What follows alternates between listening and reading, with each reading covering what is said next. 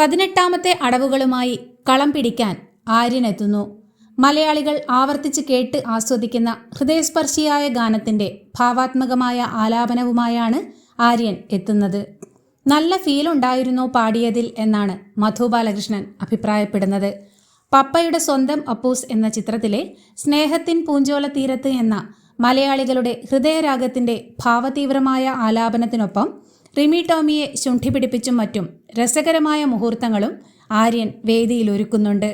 എനിക്ക് ആ കറുത്ത ഡ്രസ്സിട്ട ആളോട് ഒരു കാര്യം ചോദിക്കാനുണ്ടെന്ന് പറഞ്ഞുകൊണ്ട് റിമി ടോമിയെ പ്രകോപിപ്പിക്കുന്ന ആര്യനും കറുത്ത ഡ്രസ്സിട്ടയാൾക്ക് പേരില്ലേ എന്ന് നീരസത്തോടെ തിരിച്ചു ചോദിക്കുന്ന റിമി ടോമിയും വേദിയിൽ ചിരി പടർത്തും. തുടർന്ന് പരസ്പരം സൈറ്റടിച്ചും ഹൃദ്യവും രസകരവുമായ നർമ്മമുഹൂർത്തങ്ങൾ ഇരുവരും വേദിയിലൊരുക്കുന്നുണ്ട്.